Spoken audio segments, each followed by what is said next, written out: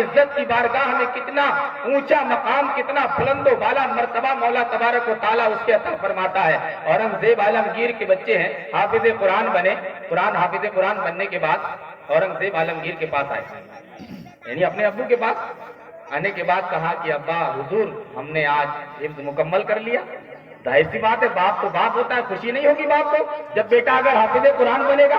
بے شک خوشی ہوگی کہ میرا بیٹا آج حافظ قرآن بن گیا۔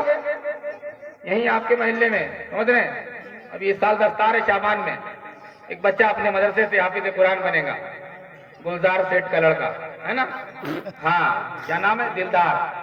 اللہ کا احسان ہے، ظاہر سی بات ہے بچے کو بھی خوشی ہوگی، بچے کے باپ کو بھی خوشی ہوگی، کیونکہ میرا بیٹا آج 30 پارے سینے میں حفظ کر رہا ہے، محفوظ کر رہا ہے، بڑی بات ہے، چھوٹی بات نہیں ہے۔ دنیا بھی سنواری، آخرت بھی سنورے گی انشاءاللہ۔ تو کہا ابا حضور آج ہم نے قرآن کریم حفظ کر لیا، خوشی ہوئی۔ کہا بیٹو ایک کام کرو، جاؤ اپنے دادا کو بتا کے آؤ۔ کس کو بتا کے آؤ؟ دادا کو۔ شاہجہاں زندہ تھے، کہا جاؤ بتا کے آؤ دادا کو۔ اب جب شاہجہاں کے پاس پوتے پہنچے تو پوتے اور دادا کا کنسرٹ جو تعلق جو ہوتا ہے وہ بھی بڑا گہرا ہوتا ہے، بڑا عجیب پیار ہوتا ہے نا، اچھوتا پیار ہوتا ہے، بڑا نرالا۔ تو بچوں نے کہا کہ دادا جان ہم نے قرآن کریم حفظ کر لیا۔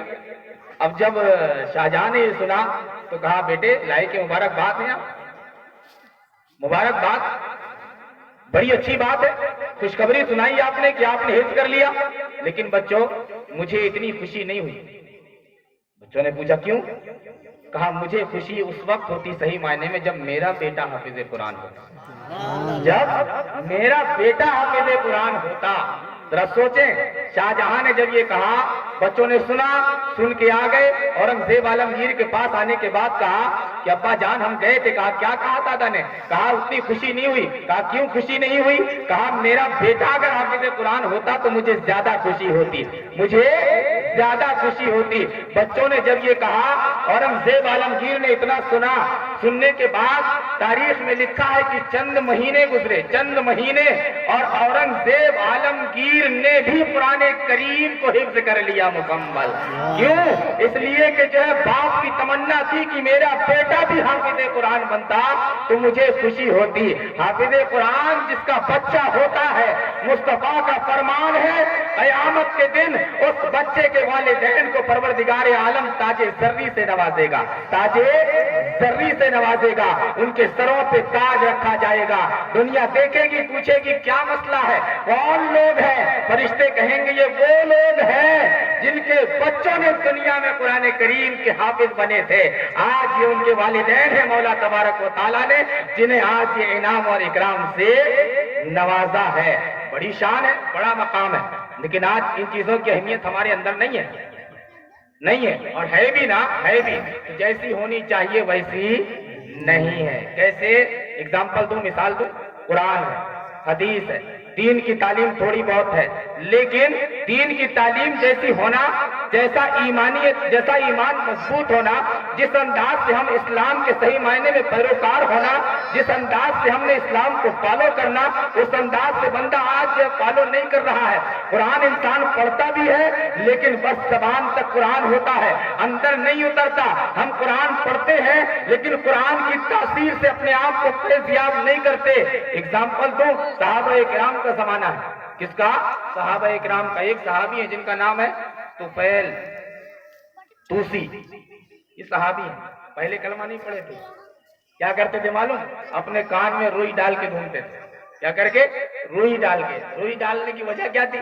قرآن کی آواز نہ آ جائے میرے کان میں۔ سوچو سر، ابتدائی اسلام تھا، یعنی کیفیت یہ تھی، کنڈیشن یہ تھی کہ قرآن کا اعجاز یہ ہے، قرآن کے اندر پروردگار عالم نے اتنا اثر رکھا ہے کہ اگر صحیح معنی میں انسان دل سے قرآن پڑھ دے تو کافر بھی کلمہ پڑھ کے دائرہ اسلام میں داخل ہو جائے، لیکن بس دل سے جو بات نکلتی ہے اثر رکھتی ہے۔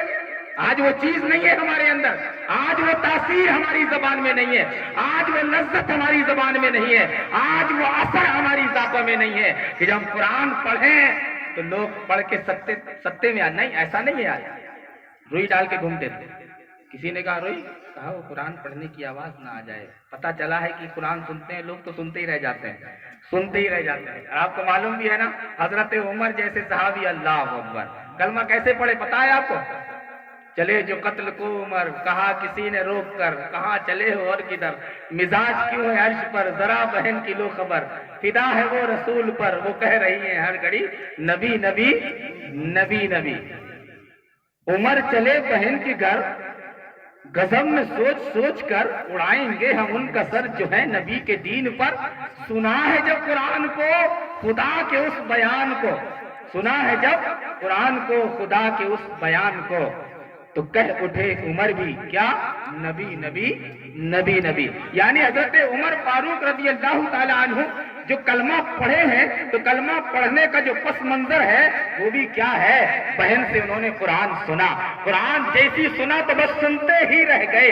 تو فعل کان میں روئی ڈال کے گھوم رہے اور دل میں یہ تمنا بھی ہے یار آخر ہے کیا قرآن کے اندر ایسا, ایسی کون سی چیز ہے کہ جو لوگ سنتے ہیں تو بس سنتے ہی رہ جاتے ہیں. اچانک اتفاق مسجد نبوی کے کنارے سے گزر رہے تھے, مصطفیٰ جان رحمت قرآن کی تلاوت کر رہے تھے, اور جب مسجد نبوی کے پاس سے گزر ہو رہا ہے, اچانک روئی کو ہٹایا اور جیسی مصطفیٰ جان رحمت کی آواز کانوں سے ٹکراتی ہے, یہ جو طفیل تھے وہیں کھڑے ہو گئے اور بس سنتے رہ گئے. انتظار میں تھے کہ کب جو ہے نماز مکمل ہو, کب مسجد میں جاؤ. جب نماز مکمل ہوئی, اندر داخل ہوئے, اندر داخل ہونے کے بعد آقا کی بارگاہ میں حاضری دی.